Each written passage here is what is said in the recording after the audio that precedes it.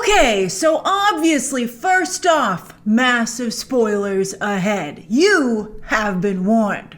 With that out of the way, let's talk Umbrella Academy Season 2. So much to discuss.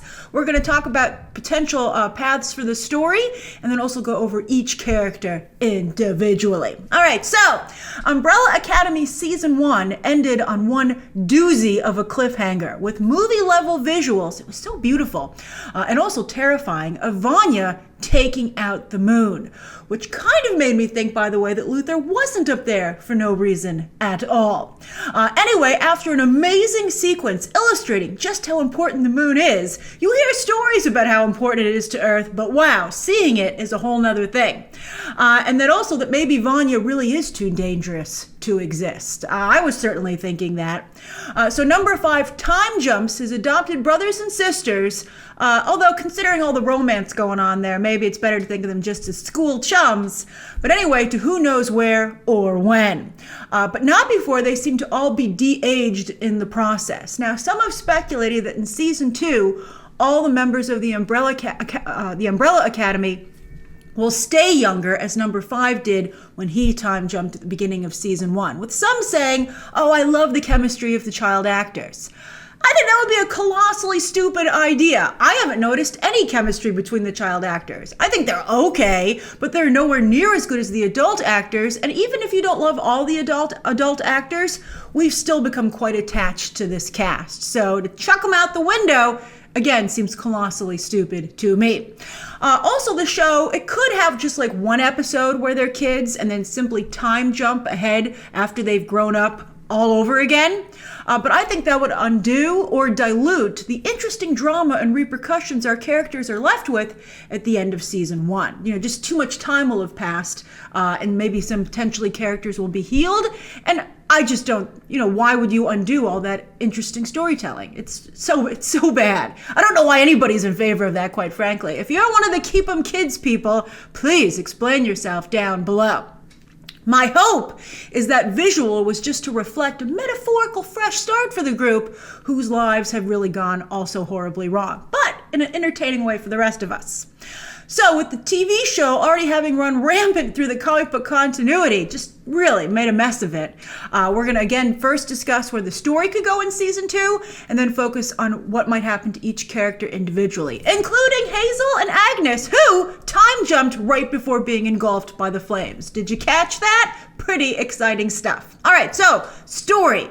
If Season 2 were to spend some time with the kid versions of the Umbrella Academy, either, if it decides to have them actually start out in this new, wherever they jump to as kids, or in a flashback, they might want to do the Eiffel Tower attack sequence from the comics, which is, one of the better known sequences there. It would be expensive, but this show clearly has a great budget, which I'm sure might even be increased for Season 2 if it does well enough. Now, the show might also choose to revisit the JFK assassination, which was the focal point of Volume 2 of the comics, although so much was taken from Volume 2 for Season 1, including not only the JFK assassination, but that's the volume that introduced the commission with the time traveling. So it's kind of a mess, but maybe they'll go back to this time period. And in the comic, the Umbrella Academy divided up into Team Kill the President, Team Save the President, and ultimately it was Allison who takes him out in exchange for the commission repairing her vocal cords. I have a better reason for her to hook up with the commission. Just you wait. But anyway, I think the show can do better. And since adult number 5 isn't played by a well-known actor, I don't see any excitement into running into the older version of the assassin, who of course already was at the JFK assassination situation, right, in Season 1. Unless they recast older number 5. He's seen so sparingly, I think the show could get away with it. And number 5 versus number 5, that could be a lot of fun. Although, unfortunately, that's also the storyline for the upcoming Will Smith Gemini Man movie, and that's going to come out before a Season 2 would. So it would already have been done at that point. Although Logan did it too, so maybe we could still do it.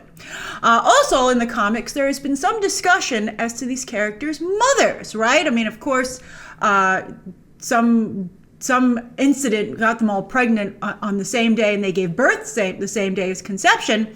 But, they do have mothers out there. And in the comics, for instance, it's revealed that Luther and number 5 are twin brothers. They look nothing alike, but they didn't in the comics either, so they could still go with that storyline. I don't see the purpose of it, but they could do it.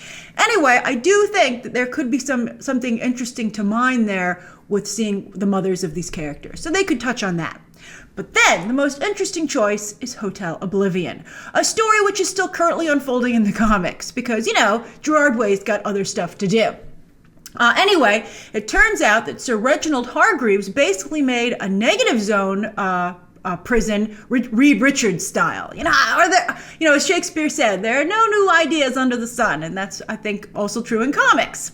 Only instead of this being called a prison, it's called Hotel Oblivion, and supervillains are confined to their rooms with faceless bellhops tending to them. Cool visual. But I think perhaps even better than supervillains is what about the other 36 children born on that same fateful day that Hargreaves couldn't get his hands on, couldn't purchase, right? Perhaps he's still, he didn't forget about them. He's not the kind of guy who would, and he's been collecting them all these years at Hotel Oblivion for training or perhaps some other reason. And having our heroes run around a hotel, by the way, would be very cost effective. A lot of low budget movies have done it in the past. And also maybe the White Violin could recover here. And on that note, let's talk about the characters. So the White Violin, that's a great name, and she looks very cool. In the comics, she was made into almost like a literal violin through surgery, but here she just was able to do a cool costume change. But she looks great.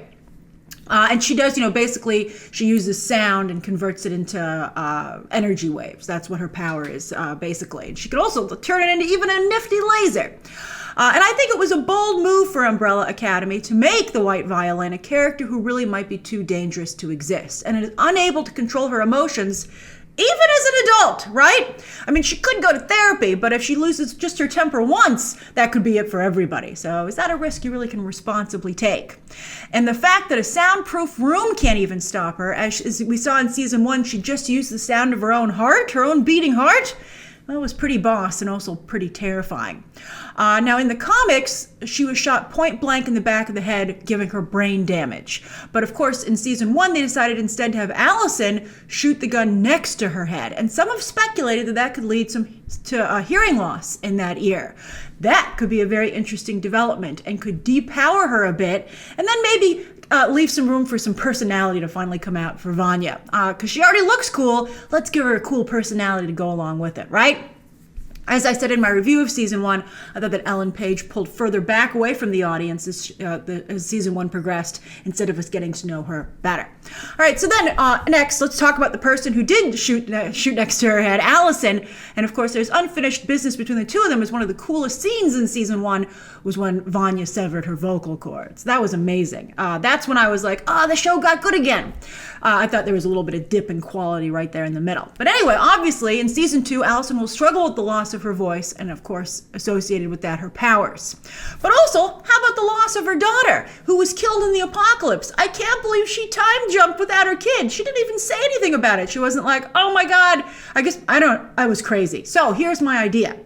Maybe that's how the commission in the series, the television show, will get her over to their side. In addition to repairing her voice, perhaps, they can also rip Claire from the timeline and give her back to Allison, right? If number 5 can't or won't. I think that would be a great twist. And I think a really relatable and understandable way to see Allison walk down that darker path. Also, speaking of a darker path, as the only one truly sympathetic to Vanya's situation, the smile they shared before their brothers intervened was, I thought, a really nice moment in season 1.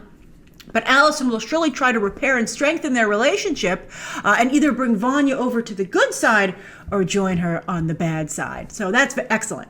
Then Luther. As for their budding romance, Luther and Allison, it's been proven many times that once a couple gets together, audiences lose interest. So expect their will they or won't they relationship to continue. Now, as for Luther himself, I'd like to see him become more of a leader, more of a number 1, because right now he's a horrible leader, and maybe he could just come to terms with that. I would also, again, like to see something about the moon maybe play out, that it wasn't just a an excuse that his father had, and there was some reason for him to be there. Or maybe even if it was just a way for his father to get, Hargreaves to get rid of him, it ends up having some kind of good repercussions or interesting repercussions anyway. It's just too much of a coincidence that it was the moon and he was on it. You've got to do something with that. It's just the laws of screenwriting demand it. Then Klaus. Obviously, now that Klaus is sober and finally realizing his full potential with his powers, that's what we want to see going forward. And while it was helpful and touching for him to make Ben tangible so that Ben could save the day in season 1, I'd like to see Klaus use his powers more proactively rather than passively going forward. I mean, he just stood there while Ben did everything. I don't want Klaus just to become a gateway for the dead, because in the comics, for instance, he can conjure up all sorts of dead people and get their advice and knowledge. Wouldn't that be fascinating? If you could ask anyone for advice in a situation, who would you choose? I think that's a really great idea. And he could also bring back Sir Richard Hargreaves this way. Of course, they could have time jumped to a period where Hargreaves was still alive, but the children had already left the academy to avoid any sloppy crossovering. I think that would be excellent. I think it's worth noting that in the comics, Klaus is significantly more powered with telekinesis and stuff like that, but I like him just the way he is. And I think that, again, he's such a great conversationalist, and so it is so charming, as was evidenced in that scene where he was Cha-Cha and Hazel had him tied up and he was talking to all their victims. I think that's definitely the way to go. I'd also like to see him find another love interest, as I thought they handled that really well in season 1. Maybe he could conjure up Dave. I would love that, as he started to do. That would be really, really nice. Have him have a ghost story romance. A ghost, that would be great. All right, then number 5. So first off, number 5 has got to get his puppy from the comics, Mr. Pennycrumb. From a mannequin to a puppy, he's going in the right direction. And I do like the idea of number 5 versus number 5, but only if they recast the older number 5, because the actor they're currently using, I don't think pops anywhere near as well as Aidan Gallagher does. Then Diego. I have no idea what should or could happen with Diego, which just shows how underwritten and underacted his character truly is. But I know some of you really like Diego, so I think he would be a prime candidate to de-age, quite frankly, and maybe he also gets stuck. But I know a lot of you didn't like the way the character turned out, so I would find something for him to do. And then finally, Hazel and Agnes. Who did rip them from the apocalypse just in the nick of time? I don't think it's number 5, who at that moment was experimenting for the first time with pulling anyone anywhere. I don't think he could do tandem jumps at multiple locations. He just doesn't have the ability. But the commission could obviously do it. So I think that Hazel will either be held accountable for killing the handler or maybe given a promotion. Perhaps he'll take her job. And Agnes has proven to be not only pretty darn spunky, but also able to go with the flow. So I think that she'll certainly continue to be Hazel's biggest supporter and rock, no matter what happens to both of them. That'll be very interesting. He certainly promised her an adventure, and boy, is he delivering, right? So those are my thoughts for the Umbrella Academy Season 2. Share your own down below. And of course, as always, you can check out some more videos right now.